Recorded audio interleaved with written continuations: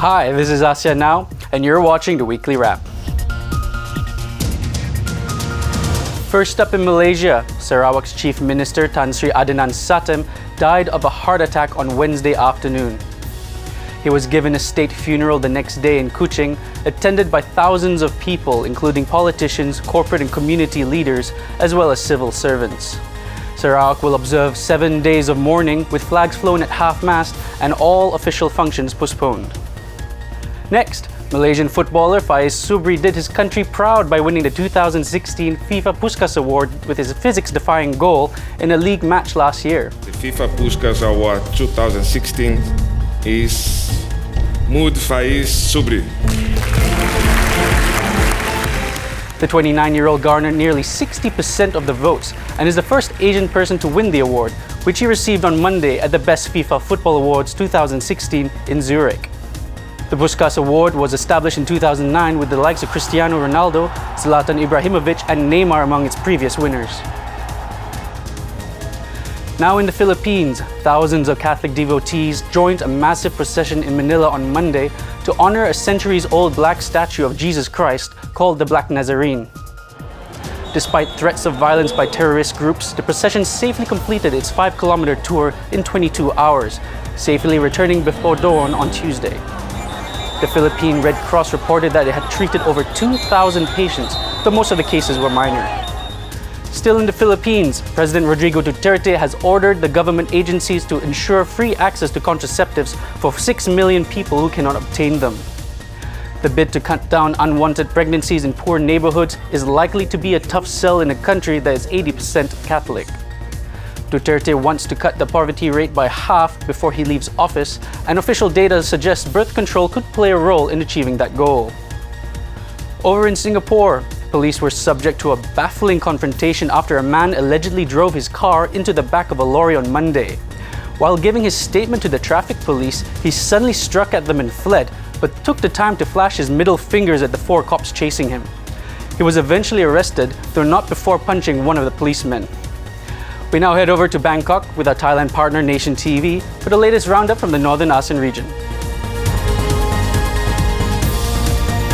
Thank you very much, Kiel, for your updates. And now let's take a look here over the past week in the Northern ASEAN region. Starting off with our first story here in Thailand.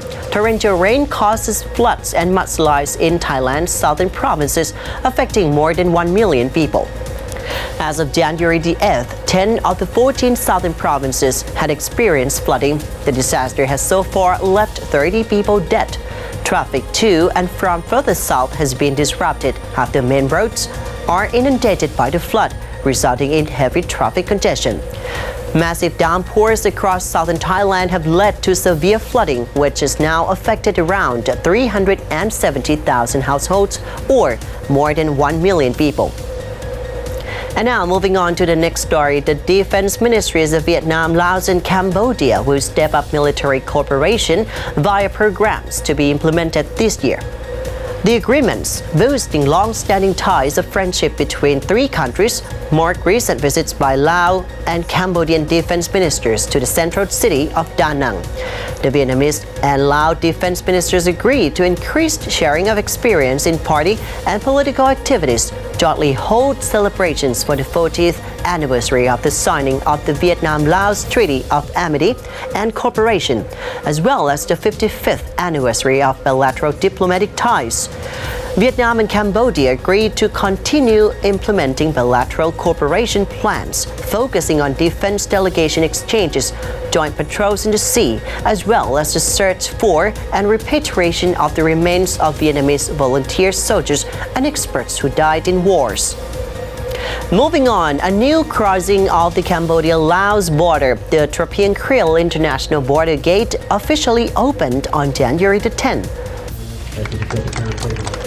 The crossing connects Cambodia's Tung Preng province with Laos' Champasak province. The opening of the gate follows the state visit by the new Lao Prime Minister to Cambodia in June. The opening of the border gate is expected to not only facilitate tourism, but also boost trade between the 2 countries.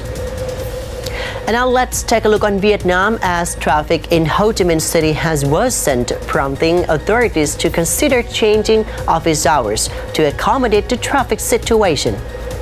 The Department of Labor, War Invalids and Social Affairs was asked to suggest different working hours for the working population in various fields. School opening hour may be changed to 8 a.m., followed by office opening hour at 8:30 a.m. and supermarket opening hour at 9 a.m.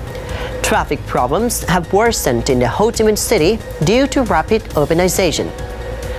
And still on traffic, but in Myanmar, as the country may start operating its water taxis as early as March this year to solve the traffic problems in Yangon. So far, 2 local companies have already submitted tenders to operate water taxi network in Myanmar's old capital. Yangon used to have ferries as a public transport in the past, but operators went out of business due to little demand from the public and the high operating costs.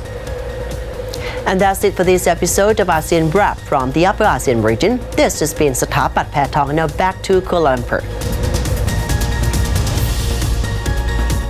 Thank you, Bangkok. Thanks for watching. I'm Daniel Abakri, and have a good weekend.